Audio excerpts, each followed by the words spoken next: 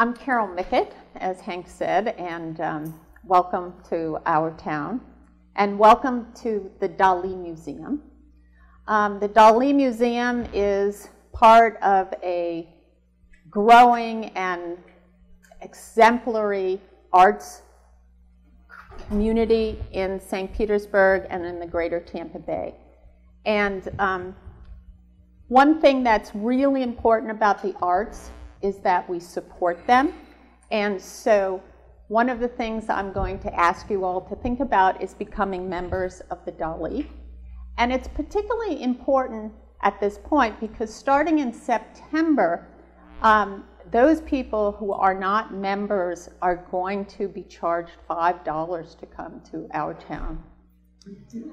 And so if you're a member? If you're a member, it's free. So last July, I renewed my membership so that I wouldn't have to pay the $5 to come in here. So I encourage you to think about membership, but membership for a particular reason. And Carly and Molly are here with membership forms, so anyone who would want one could raise their hand, and you want to come down and just pass them out. Because membership is about really standing up for what we believe and becoming a part of the community. And you can become a member in all sorts of different ways. And so becoming a member of the Dali is important. Becoming a member of any institution is important. And here, becoming a member of St. Petersburg is important. And what that means is we become active citizens in our community. We become active citizens in our town. And one of the things that's very interesting about St. Petersburg is there's a lot of people from away. How many people in here are from away? Oh, sorry. And what's interesting about that is that Florida as a state is a state of people from away. And so are people in St. Petersburg. In a way, we're a state and a town of immigrants. And today, our guest, Mr. Devin Jones, is a key example of someone from away. Right? He's from LA. And what's interesting is that what Mr. Devin Jones does is he builds community in St. Pete. And I find that very interesting, that so many people in here and in our town, they're from away, but yet they commit to this community. And maybe that's how we find out what St. Pete's about. Maybe that's all about finding the identity of St. Pete for each of us, and especially for people who come from somewhere else. We want to know where our home is. Now, how many people aren't from away in here? How many people really grew up here? Well, you're from away. You're from that Fort Myers place. So there's not all that many native St. Petersburgians here, are there? Which is really interesting. So, as always, I ask the guest, this person from away, how is it that you first came to St. Petersburg?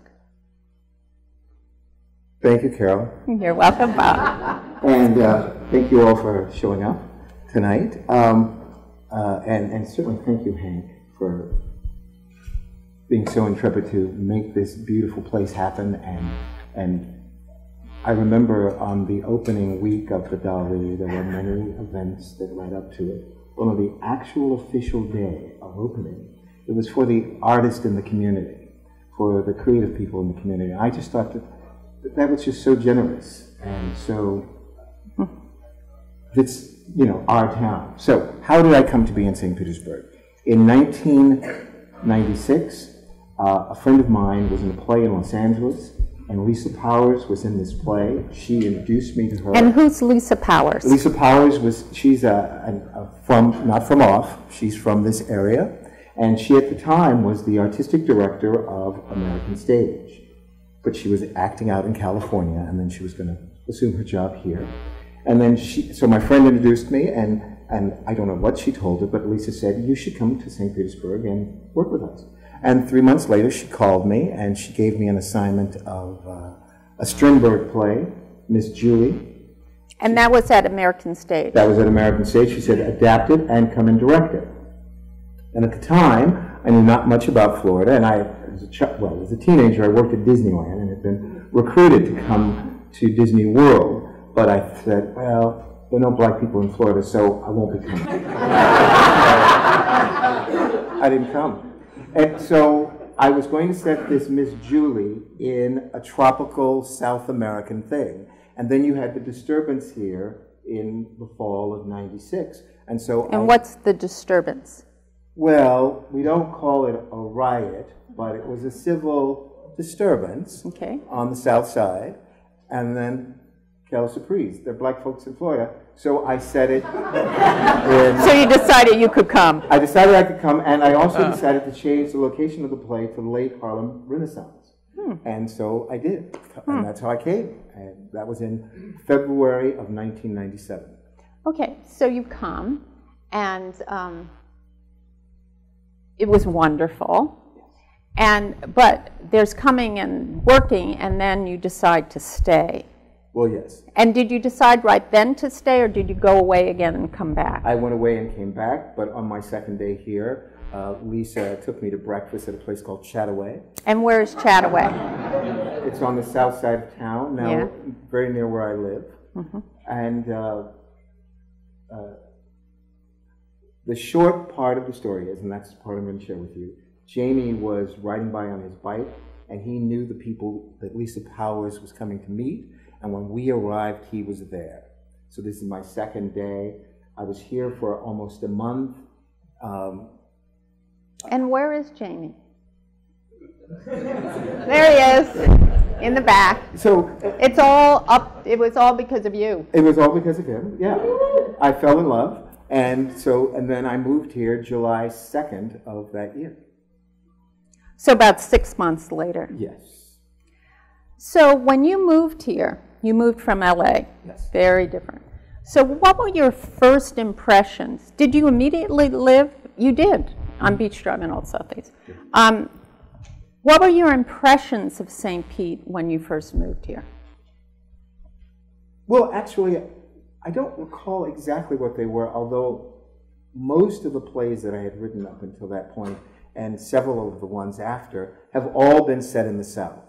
So I was finally happy to be, or curious, or intrigued, and in love, to be living in the South.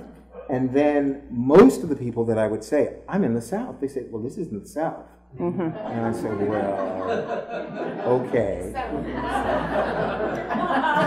I'm from Southern California. Yeah, right. And where I am in Florida is even more south. But so be that as it may. And I do remember, while in that time when I was here in February, I was saying to Lisa Powers, I would have been an architect if I had those particular skills, but it's my great, and it's my biggest avocation.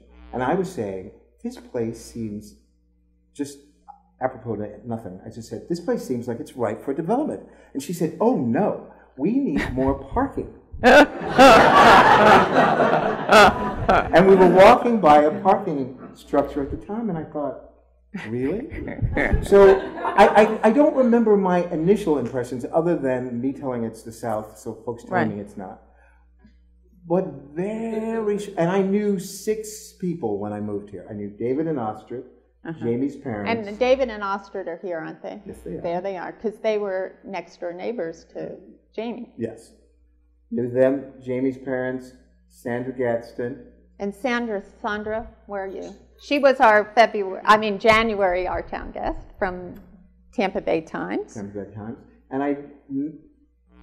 And another friend of Jamie's, Michael Ross. But that was it. And so... So one thing you told me, Bob and I live pretty close to each other, a couple blocks away, so we know each other and we've talked many times.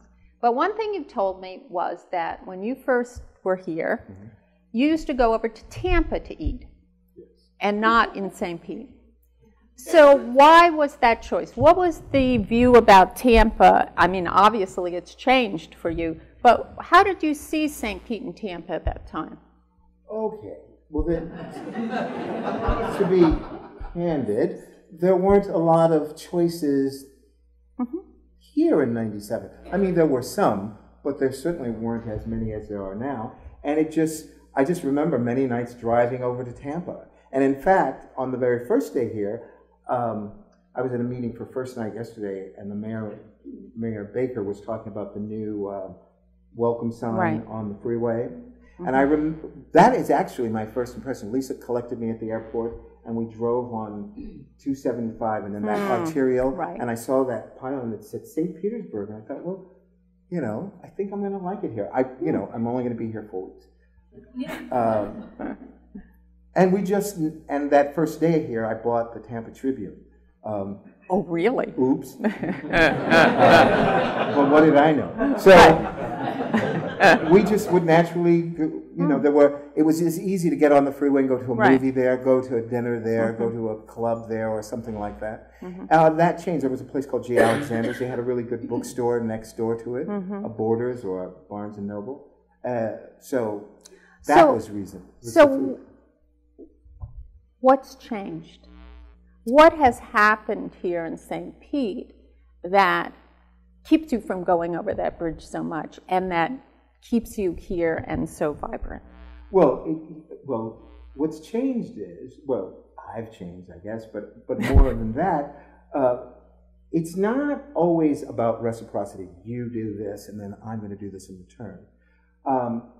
It might have been very different if people were not so friendly to me when I arrived here. And as I said, I knew 5, 6 people. And then the next people I sort of got to know very well were J.N. Terry and Kevin McKeever, who also used to work for the Times. And when we would go out to lunch around here, she would know everybody. And I just thought that was extraordinary. She said, well, that would happen, and I didn't think it ever would. And so you show up for things here, people show up for things that you're doing. And you know, I think this. I think that the dirt here is special. Not just the built environment, but the dirt upon which everything is built upon. The First Nations people knew it. There are a lot of mounds around here. And it's not to say other places aren't special or have their thing that makes them delightful.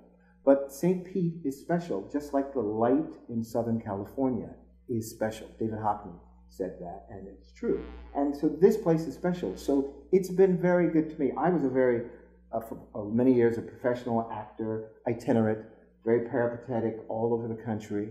And so, you know, it was like a troubadour or something like that.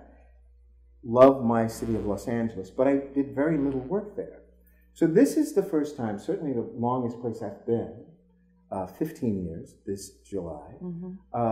It's home. And I told you when we met the first time, I went back to LA for the first time after my mother passed for my father's 85th birthday on the 4th of July. And it's not a sad thing, just curious. It was the first time that LA didn't feel like home. And, you know, home was here. So it was curious. So that. And why do you think that? Because I've known you for, I mean, I think I've been here, 10 years almost. And I met you one of your first weeks here. That's right. And LA was always your touchstone. And now, I was so noted when you told me that, you know, it wasn't like home anymore. So do you think it's just that you've been here for 15 years and you're so involved in the community, or the place has changed and it just has its hooks into you? All of the above. It definitely has its hooks into me. Also, you know, I am a very gregarious, private person. That's true. It is.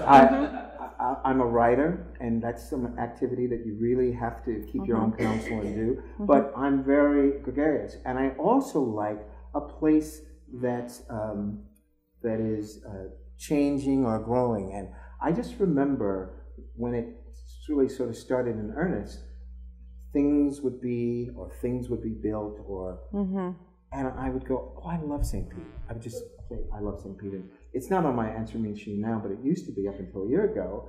I would say, you know, you've reached Jamie and Bob, and this is St. Petersburg. And, yes, you did.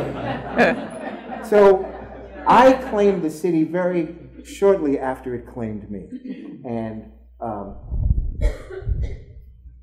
you can say, oh, the people in Ireland are friendly. They are probably the most friendly, generous people on the planet. But that has been my experience here in St. Petersburg. So there's one thing that distinguishes you from a lot of people, probably in here, is that you're from the South Side. Oh. You live in Old Southeast. Yes. I thought you were waiting, weren't you? I was. Yeah. So, what? So, what do you think, living in the Old Southeast, in the South Side of St. Pete, how do you think you see or experience the city differently from people who live on the North Side? I mean, is there something about neighborhoods that make you see a city differently? You're absolutely right. And I still actually have my apartment in Los Angeles in an area called Silver Lake, which I used to see when I would be taking the bus downtown. I thought, I always want to live there. And it's an old section of Los Angeles, very near Dodger Stadium, very near Echo Park, very near where the studios started, Disney Studios started over there. I'll just insert this. When I was the last year of high school and my first year of college, I danced on American Bandstand, and ABC Studios was also in this area of Silver Lake. And Silver Lake has become very wildly popular. But it still retains a sense of place. It has all of these old stairways. It's just typically LA. The Old Southeast, in a city that has many delightful, gorgeous neighborhoods, like Allendale and the Pink Streets, the Old Northeast. I love all the architecture in the Old Northeast and how close it is together. But our little section of the Old Southeast... Do you want to say where exactly Old Southeast is? Because people may not know. The Old Southeast is directly half a mile from here, along the bay. It used to be called Lassing Park, and then at some point they changed it to the Old Southeast. I don't know why we keep calling it old. I think we should change it to the New Southeast. The New Southeast? Well, oops. So I think our area retains it's got a nice mix of old and very old, 1920s homes, some new ones. It has a mix of folk who live there, old and young, black and white, a lot of artists, some gay folks, some not so gay folks. And I will tell you three things that distinguish, the gorgeous park that has no seawall. Lassing Park, just the natural erosion, and Debbie really made that very clear, force majeure. But it also has three social services. It has park, Salvation Army, and Bowley. It also has three faiths, religions. It has the Vedanta Center. Oh, yes. It has Friends Meeting, and it has the Bruderhof. And everybody gets along, so you don't have to talk about everybody getting along. You find me?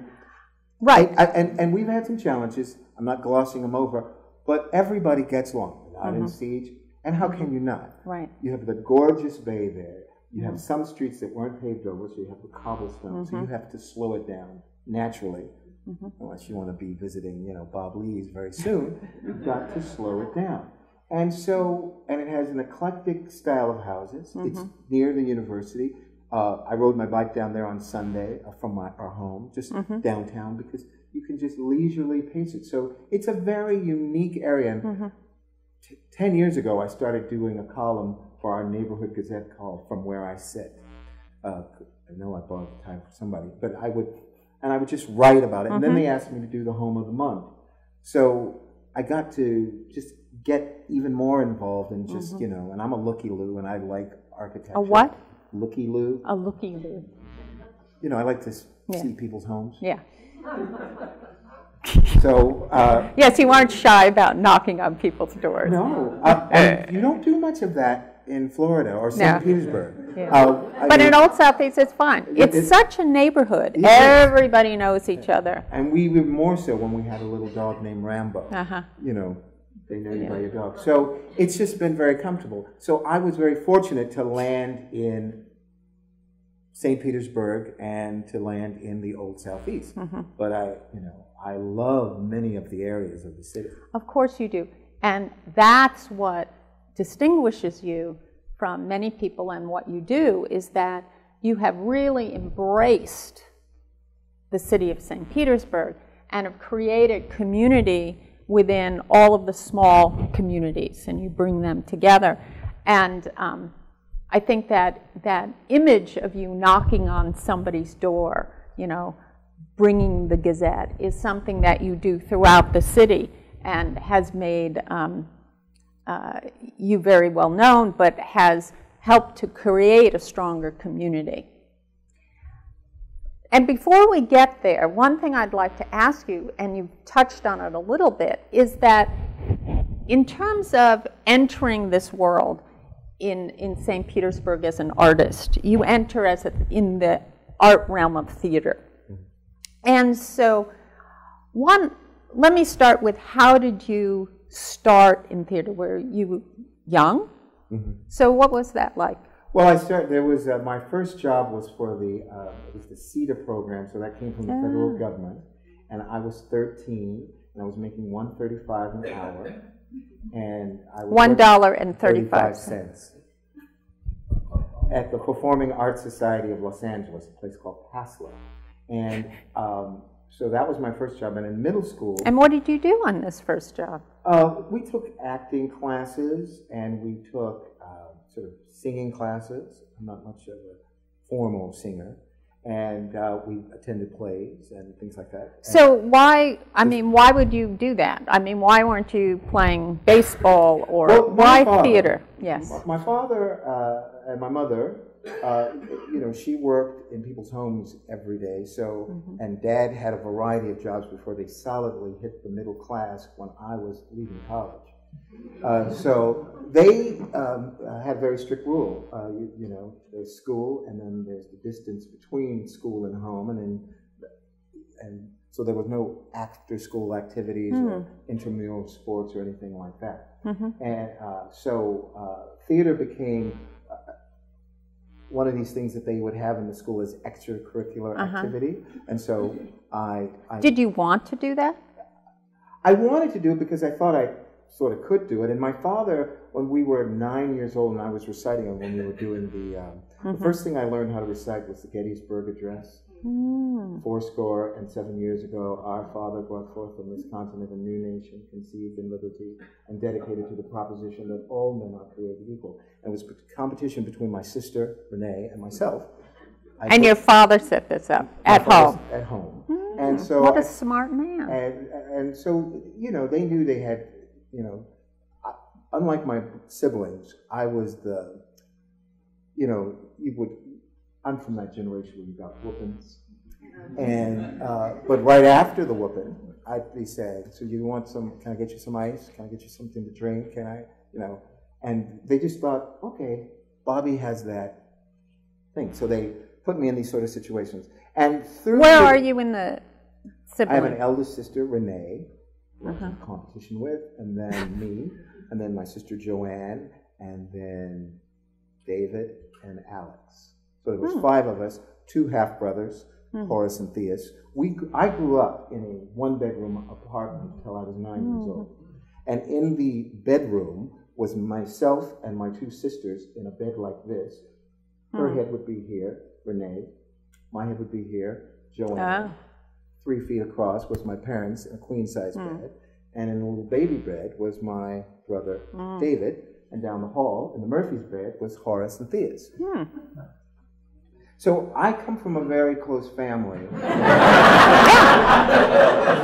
You know, actually, I have to say that explains a lot. Yeah. I mean, it explains a lot about how you do things. It does. Very insightful, yeah. And it does because my mother, so that's 5, well, how many we are, eating one chicken, and there was, you know, there was enough to go around. So I was taught it it's now in my DNA, make division of what you have and share it. So Jamie knows sometimes it's a running joke of it. So how many for dinner? Yeah, right. So, what? Because one of the things Bob, Devin Jones, and Jamie Howell are famous for is dinners. You guys really are. Dinners are important, as you say, being at table. And that spills over into everything you do. That sharing with the big family, being very close. Yes. And so what were dinner conversations like when you were very close? Well, my parents didn't much talk about, they're from the south, up south, Louisiana. Dad's from Lake Providence, and my mother's from Shreveport. And so I grew up with that family, plus all of the relatives who had come the distance from the south. There was that other great migration after the World War II. So much of our family came from the south and was there. And it was mostly talking about Arkansas or Louisiana or, you know, Southern, play brother, play mother, or Mimi, my grandmother, or my dad's mother, Joanna, whom I never met. It was just that kind of thing. And they, of course, were very young at the time. You know, I'm much older than I am now. So, yes. You know, not a lot of political discussions, things like that. In fact, I remember at the age of 10 being sent home from elementary school and telling my parents, because my dad was playing chess with his friend Calvin. My dad had a variety of jobs before he landed, he had his own businesses a lot of times, but he started this one thing, medical transportation services, back in the 70s, and before they were heavily regulated. And now it costs $250,000 to get a van on the street, but then it wasn't. And so that was in his future. But then he had a variety, working for the railroad. He was a barber. He was a security guard. When I was at Loyola Marymount, he was a security guard at the nuns' place. Convent, thank you. But what was your question? Sorry. I promised to answer questions because I tend to go like Coltrane, you know. Oh, really? We were talking about the conversations you would have at the dinner table. So they were just mostly about family and kind of how they got there and how we got there in their day, and but you know, also I'm from an era when it was grown folks talk. Oh, so yes. you weren't certainly invited to listen, but you didn't have to offer an opinion, and mine wasn't expected of me. And one friend of my mother's, Miss Ann, she would spell, which I then used. I created a character in that play that I wrote here for Manhattan Casino. She would be talking to my mother, and she'd say, and so there was that. But mostly it was just kind of. But I was going to say, I had to tell my parents that that President Kennedy had been shot. Oh. They didn't know.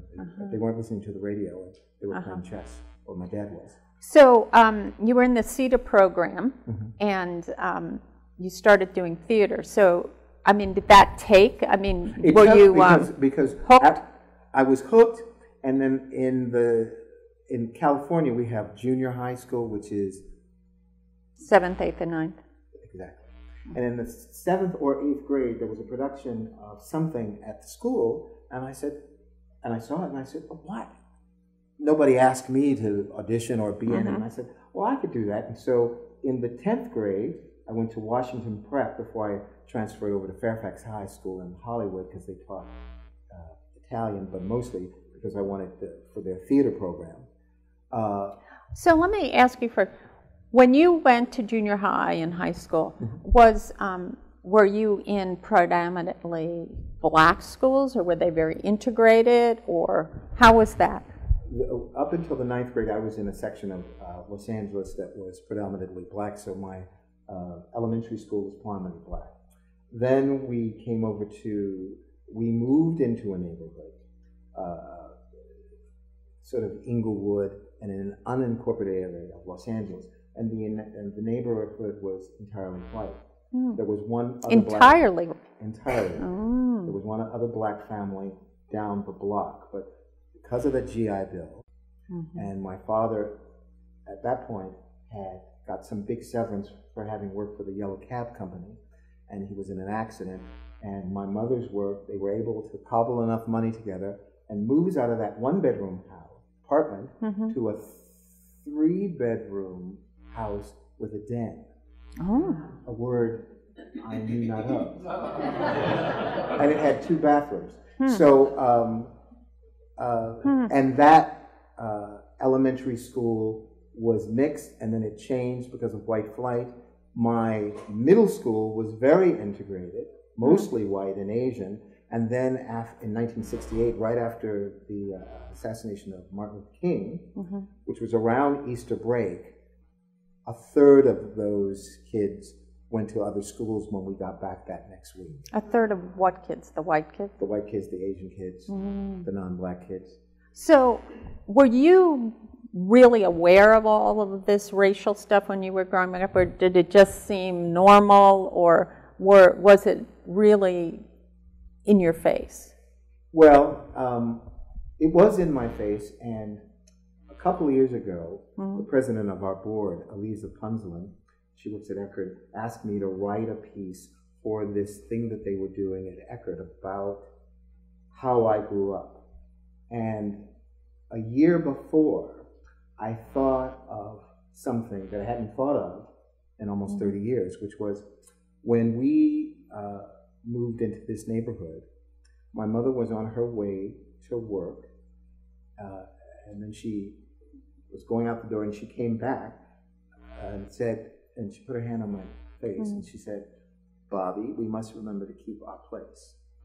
Because at this point I was 11 years old, and I hadn't thought of it for... Did you know what that meant? No, not at the time, but the way she did it and the tensely way she looked at me, because there were some people in the neighborhood, you know, our house got egged. And so she was afraid. Yeah. It's the for your well-being. Because they knew that I'm the precocious child. You know, you knock on the door. I'll knock on the door. And there were these neighbors next door, this very exotic German couple. And I'd say hi, and they would, you know, the man particularly would literally frown. And so I didn't quite know what that was, but it, you know, and then I would say, "Look, Daddy, our house, there's," and he'd sometimes say it was birds' eggs, but you know. And when did it sink in? Were you in high school or it sunk in college? Certainly, no, not college, but certainly by the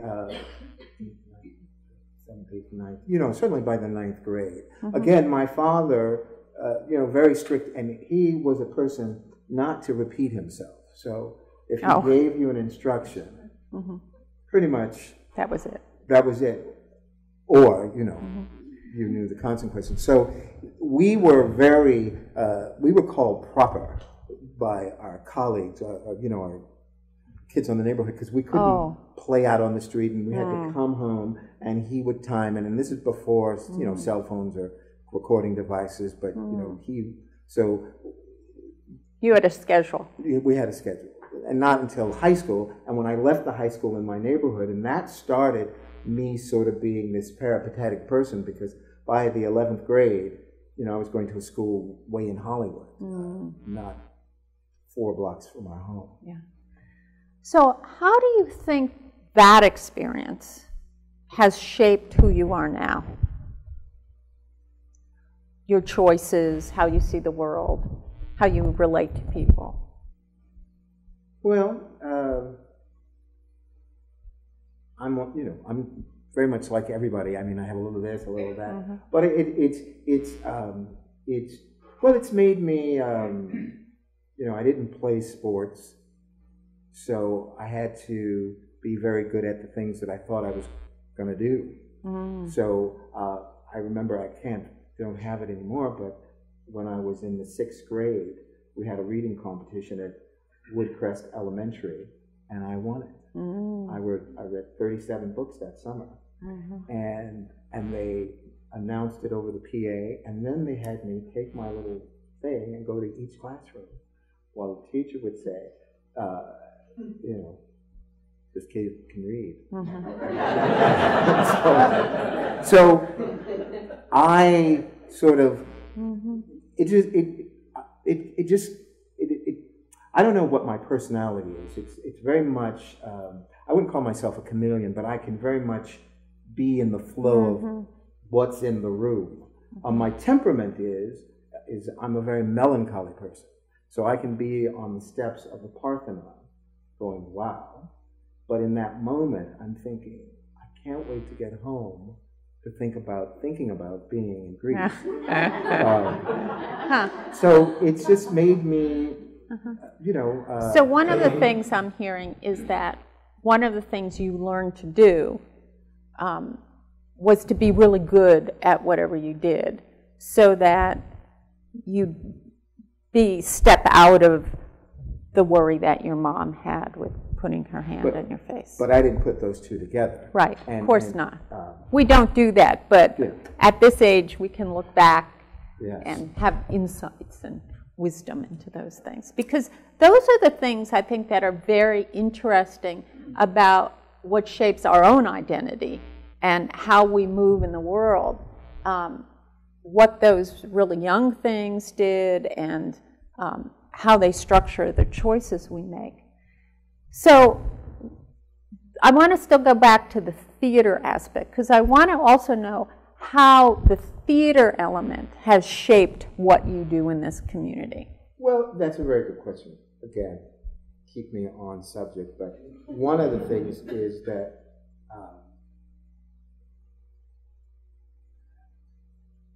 and certainly wouldn't have called it that at 10 or 11 or 12, you know, language.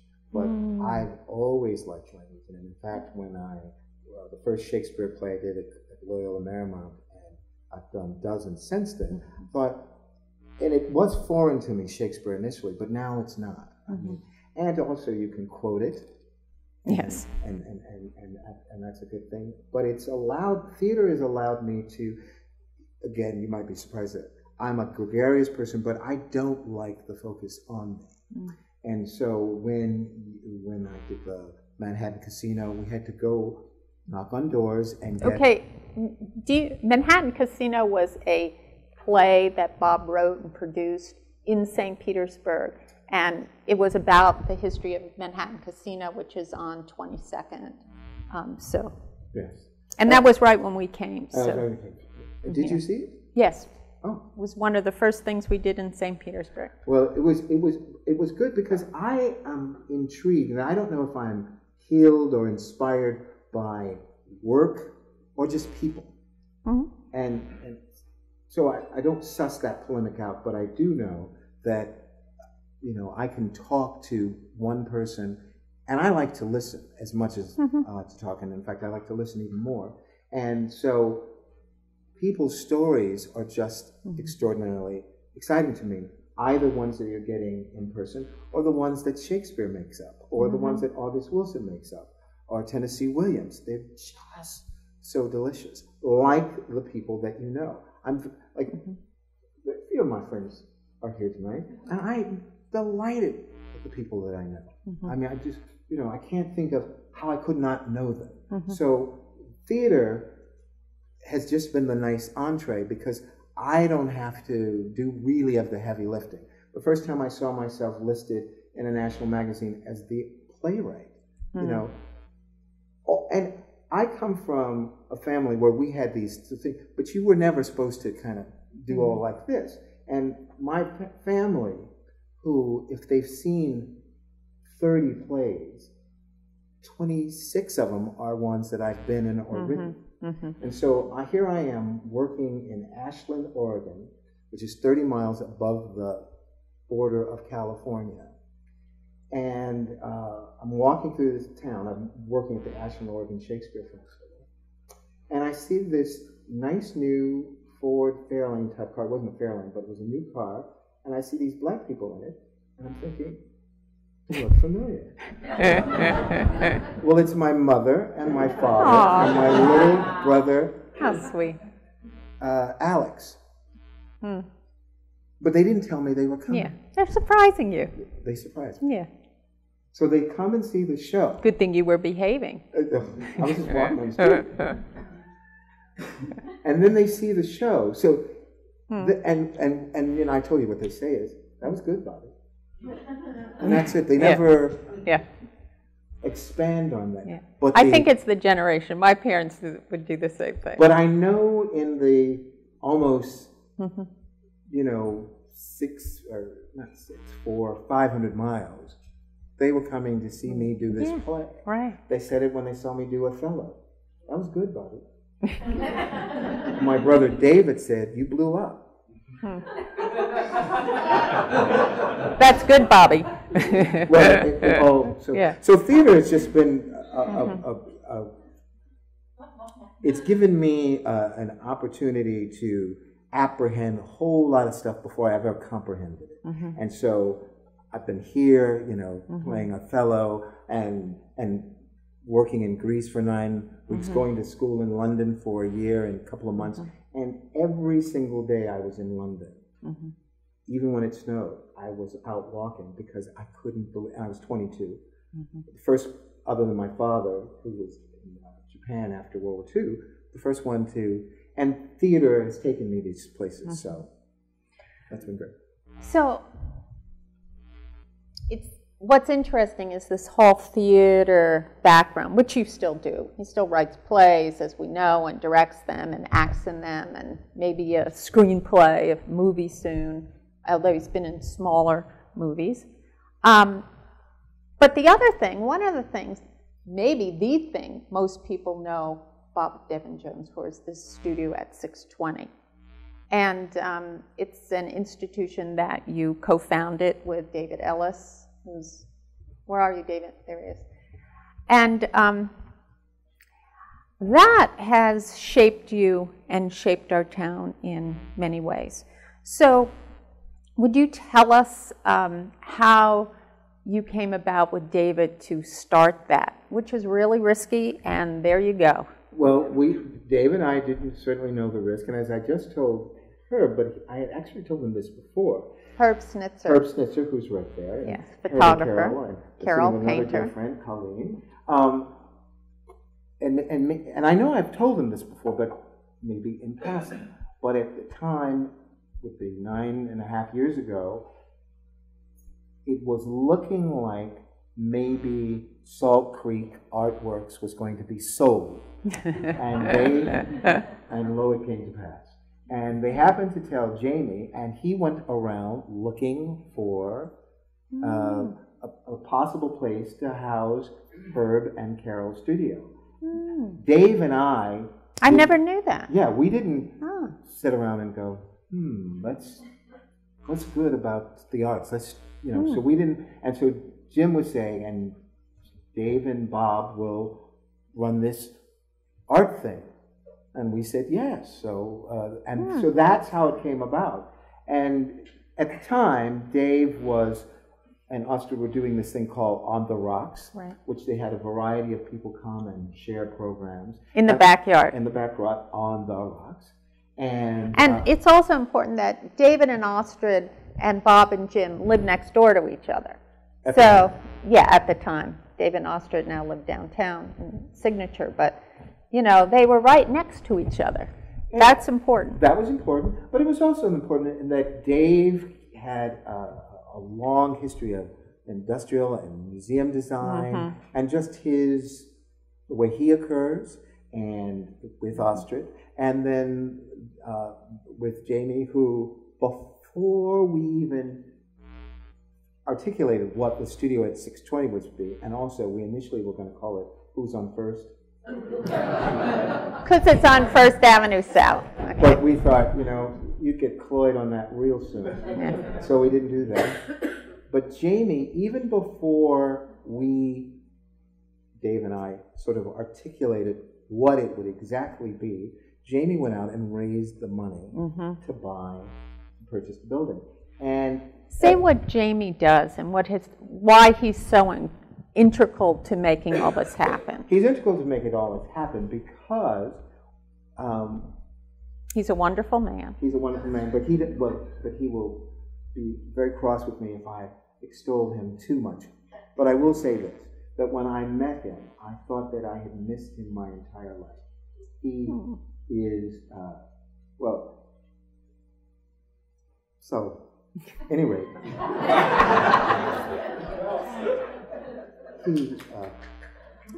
So he went out, and before Dave and I articulated what this was going to be, and any of you know Jamie, he's not, he's a howl. Why say two words when a half a word will do? Yes. But he went out and raised this money from some of our friends and neighbors, and I don't know how he did it, but he did it, and we were able to purchase this building, and Dave and I grew into what it would become and what it would be. But essentially, we opened the door to the community, and the community came in, and they told us, more than we told them, what we were doing. Certainly, we had a mission statement and all of those things you need to be a 501c3. But most of the success of that has been the fact that the community has showed up. It's never been, and we would go across the street and look in and see all those people in there and think, how cool. This is wonderful. And within 3 years, we had 17,000 people coming to that corner on a building that had been shuttered for several years. 620 First Avenue South. So I'm going to say something about Jamie, namely that Jamie is most comfortable with a hammer in his hand. Jamie can build anything, repair anything, and he's an asset. I mean, Studio 620, is built out. It's beautiful. It gets painted. It gets everything. And Jim Howe, it's what he does. He builds things, fixes things. Yes, he is. And when he lost his father this February, and it turns out, I knew this. Mr. Howell is a builder. He built the house they lived in. He built the next house. He was always helping Jamie build things, and you have many sons. It's from five brothers total. But the siblings to varying degrees are like the parents, and Jim is very much like his father. Very quiet, but very solid, very loving, and very generous. So in this 620, you are now the sole executive creative director of Studio 620. We just call myself the artistic director. Okay. And the focus is developing community. I mean, the thing that is really distinctive is it introduces all sorts of different people. You open your door, you open your hearts, you open your table to everybody. So how do you see that as reflected in the rest of St. Pete, what you do? Well, it's easy for me to say what I do. However, as you well know, there's always a ton of effort behind it. Our first board president, Michelle Ralph. However all of that was shaped, we wouldn't be here. Michelle's here, isn't she? She is. Yeah, there she is. We wouldn't be here. Wendy Duran was working with the studio at the time, and we hired a first person. We actually hired several people for them, but she was the one that hired Corlette Dunn. Is Corlette here? So she was an excellent hire. But she has proved phenomenal in every way. She is from the Midwest, so she's extraordinarily practical. She's German, so she's extraordinarily can fix frugal too. Frugal, but she's an artist. Yes, she is. She has a huge art practice, so she is the exact.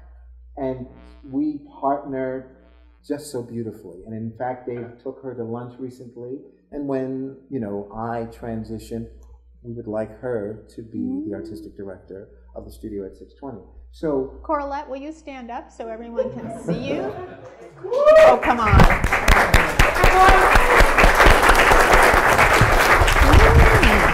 So, I can't really say enough. And my parents were very fortunate to come out here twice and be at the studio. And they're on the mailing list, so they get the cards. No, my dad just gets them. And so, our mission has grown into be that the answer is yes. And not the Kipling if, but the answer is yes. And it's not just a slogan, it is the philosophy. Because we have learned so many extraordinary things on the other side of that yes.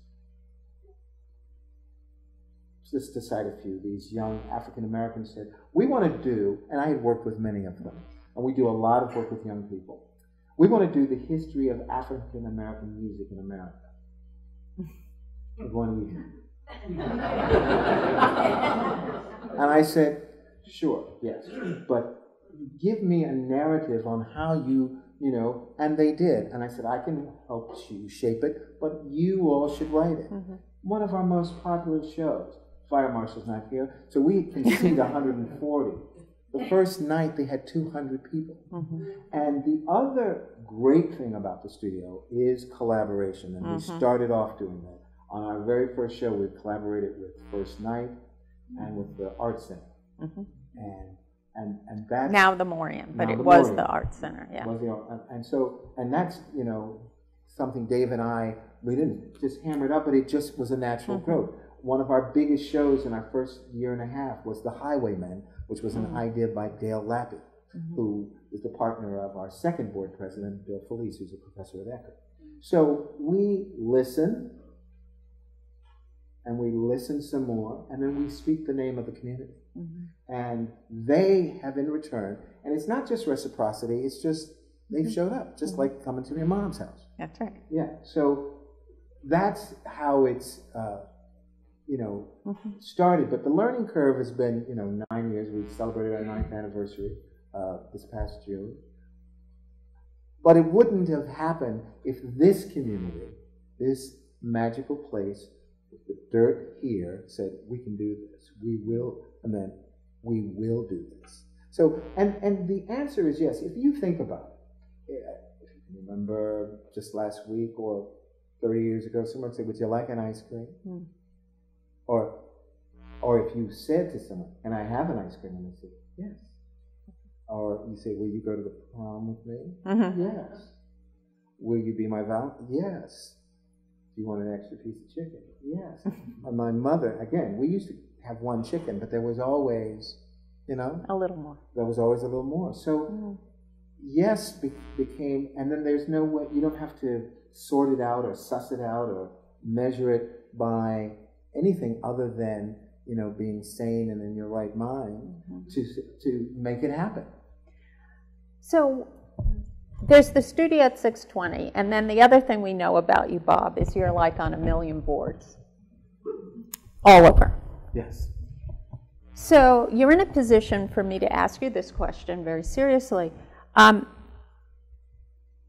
From studio at 620, with all this thing, what do you see as the vision for St. Petersburg? How do you see St. Petersburg evolving? Like, what's your, how do you see the magical ground is going to evolve? Well, like the genesis of this, of us being here this evening, started with a conversation between you and Hank, and you know, you could say, what's good? What's a game changer? What's, so I see it's, and I, you know, the newspeak would be, you know, what are the assets? What's the bandwidth? Or about, how about, who lives up in here? Who's here? You know, I remember coming here and knowing that, you know, and it was not scary at all, but leaving all of my close friends and friends, you know, your old friendship from middle school, from college. I have many of my friends Jane will tell you, we stay with high school friends when I don't stay in the apartment. So I have a lot of old friends coming in. It's the people here. And so there's some great things that have been engineered by the city and charrettes and a nice kind of development where you have the city and the government saying, we want this. But then there are some things that have happened in spite of that. I know some friends of mine, Catherine and Mark, I'm going to distill it, but they were on a map, they saw several places. They're in the back. Yeah, and they said, I think I'm, it's like Annie, I think I'm going to stay here. And I think it's the people. It's Duncan McClellan coming from Tampa. Nothing against Tampa, but he says, I want to be here. And so after a while, that becomes,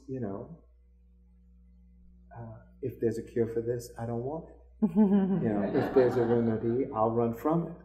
And I think that's how I see the city. I see the vitality. And the other big piece, there are, you can have a program like Negrobilia. It was Bill Maxwell's idea. And Hazel Huff will come and bring her book and read from it. And you'll have somebody from the South Side bring something and read from it. And they're all in the same room, eating the same piece of sweet potato pie from my mother's recipe. And for me, you have to break bread with people. See, I have a lot of friends here now. I'm very humbled by that. But I like knowing people well. And one of the ways, the only way you can do it is you break bread with them. And you break bread with them all the time. And so, and food becomes just a part of that. So, not complicated. I don't know if I thought I'd make that little That's joke. me. Okay. It's Simulcast in the other room, and there are some people in there. and we are very happy that they're there, and we know that you're there. And Bob's waving. And I'm waving. But So, if you could, if you had all the money that you wanted,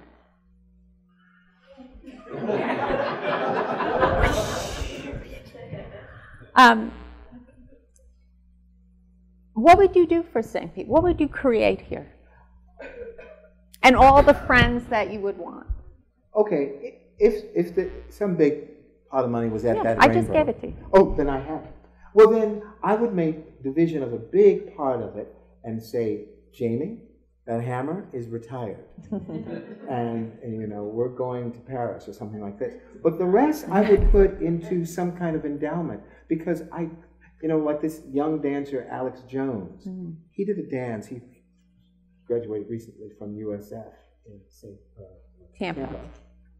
But young man, and he came up and said, I would like a dance concert here. I said, well, then we could do a group. He said, no, I would like it to be me, my show, and I'll...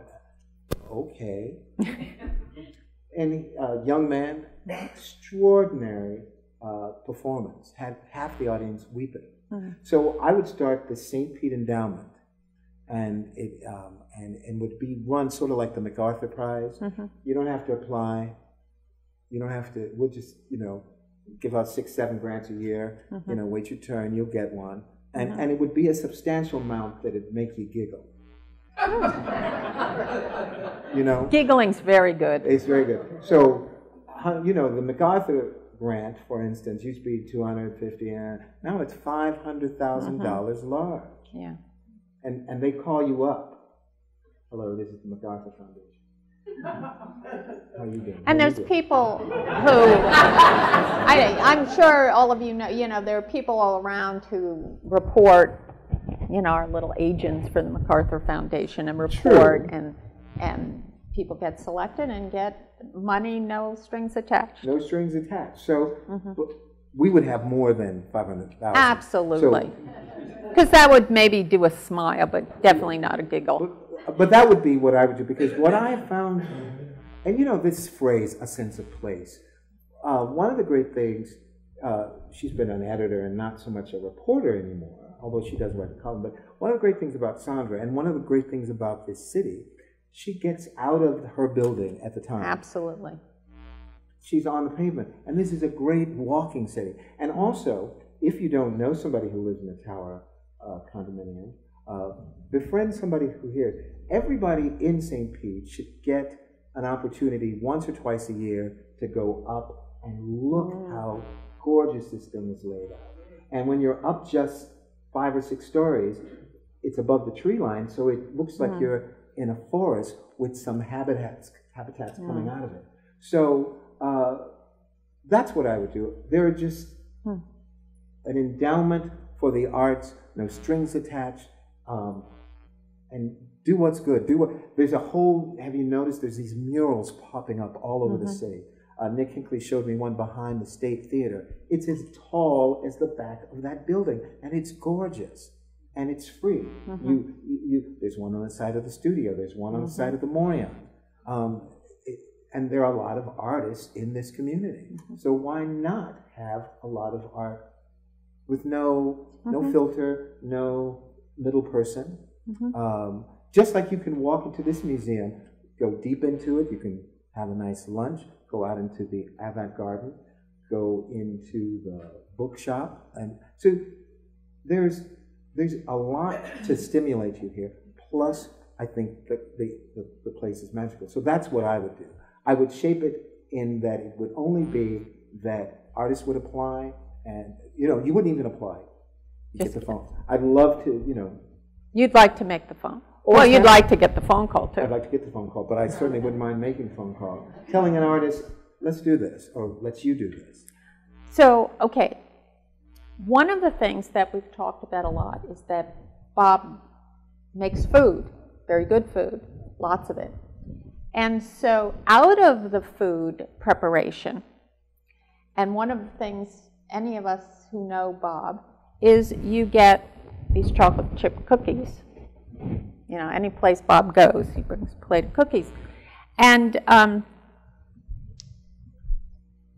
Reuben and Hunter have, do you want to stand up so we can see you? Okay. So my understanding is these young men, entrepreneurials, have approached you about your cookie. Yes. Let me.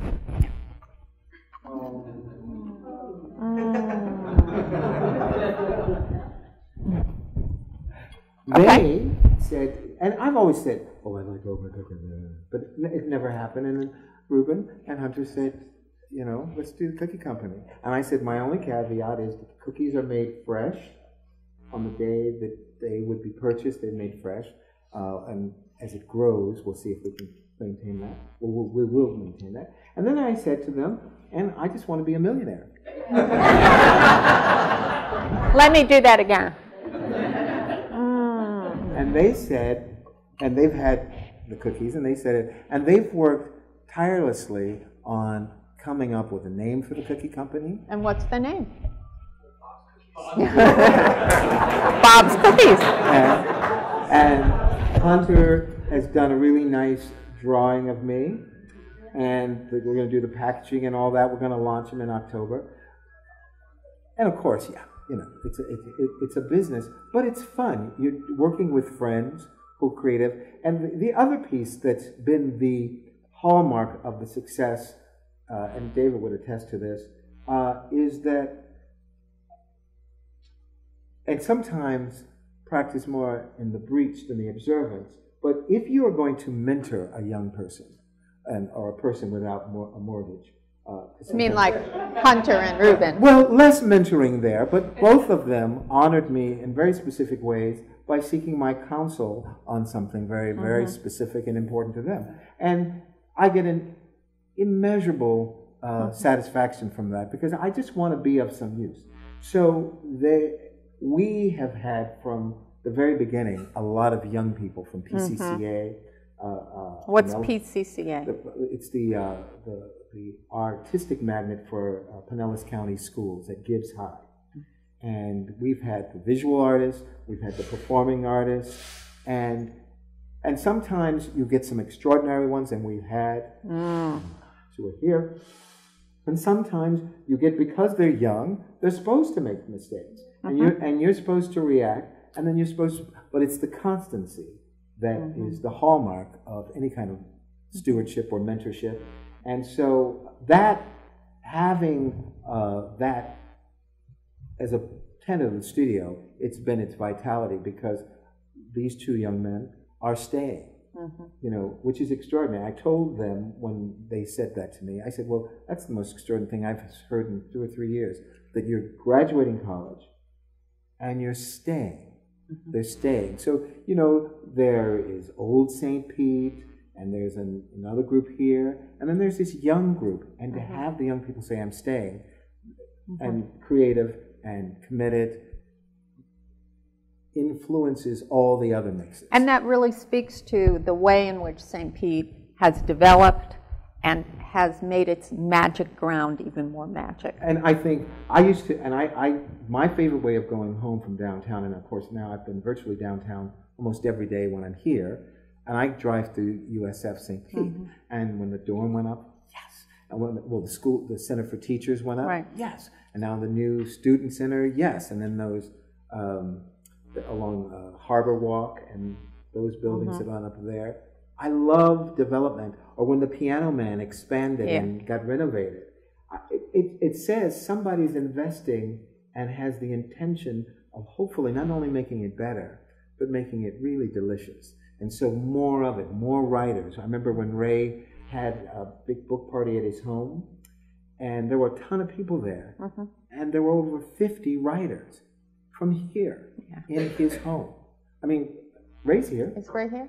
Oh, there he is, Ray Osterman. Yeah. I mean, and he was an Our Town guest, too. And the other thing is, through Ray, I got to know and meet John Hope Franklin. My parents, I don't think they've ever been envious of their children, but they were envious. I made dinner for John Hope Franklin.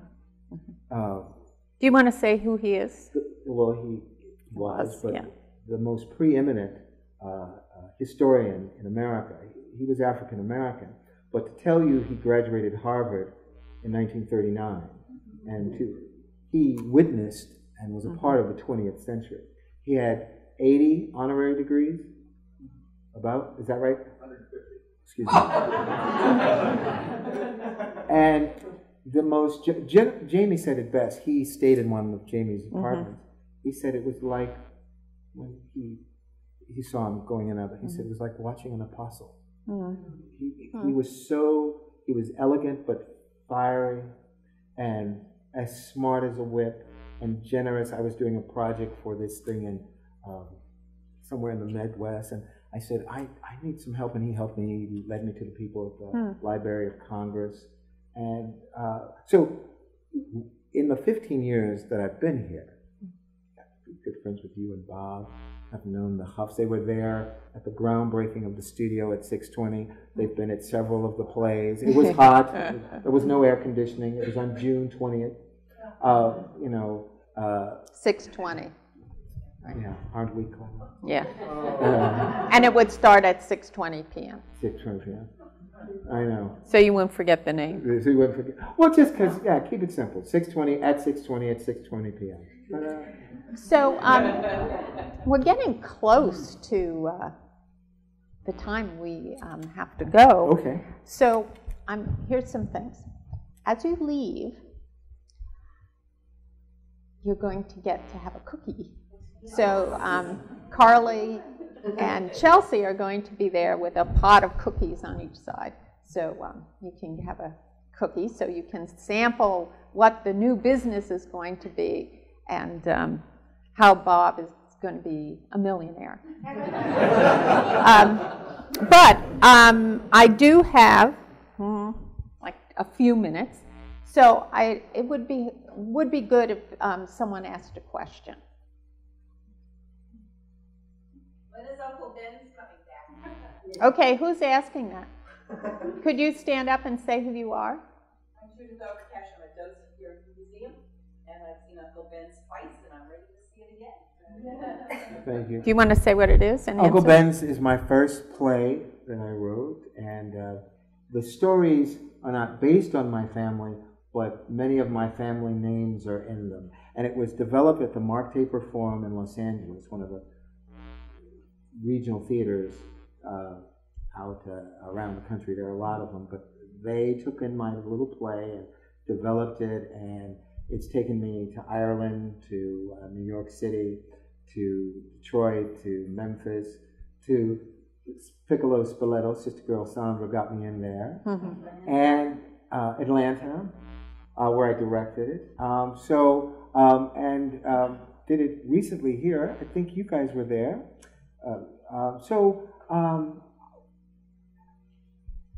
I have to relearn it every time I do it, although it's still there. But hopefully again next year, because Dar said, dear Dar. Dar Webb, who's sitting back there. And Clint. And She said I should do it again. So perhaps next year. But it's been like the poem, The Negro Speaks of Rivers, of Langston Hughes. I've known rivers, ancient dusky rivers. It's been my shelter poem because it's brought me a lot of good feeling, and I make a meal of beans and rice, and I share it with the audience at the end of the performance. And I remember telling Roberta Levito, you think I should do it, because we were going to do it when we were doing it at the Taper, and that's the big house. It's one of the main regional theaters in America. She said, of course. I said, you don't think it's too corny? She says, no, she was able to extrapolate what serving of the meal meant to having it be a complete part of a presentation. So with any amount of good luck and bad timing, next year. Okay, how about one more question? Who has a question? Oh, come on. Yes. Who's asking? You want to stand up and ask your question, please? Where are you going to sell those cookies? Well, initially, it'll be at the... Are you a plant in the audience? Initially at the Saturday morning market, but it's going to be a membership, but you can find all out about it, but it's going to be a membership because it's very important to me because of the humidity. A cookie should go crunch, and the cookies are the same 24 hours later, but they don't go crunch, they become soft. And so the biggest thing for me going forward with this is that the cookie that you will know the cookie you purchase on that day has been made that day. Initially, they'll all be handmade. I'll be cooking them in Emmanuel Roux's plant, and we'll see what's good. And at the very least, I love cooking the cookies. So, if I don't make the million, you make a lot more friends. I think you make a lot more friends. So that'll be just fine with me. So, and also, one of our board members is here, Derek Keyes, and his wife, Dr. Karen Monroe. They're in the back. They're right under the lights. You can see them. And the only reason I point them out is, and I told you this, Carol. A couple of years ago, I got diagnosed with prostate cancer, which is a silent killer because you didn't know it. And I didn't know it. And when the doctor came in and said, you have it, I was sort of dumbfounded, and in fact didn't tell Jamie for a day because I was just... And there was a party at Evelyn Craft's house, and Carol did this circle around me. And my doctor stopped short of saying, I made a miraculous recovery.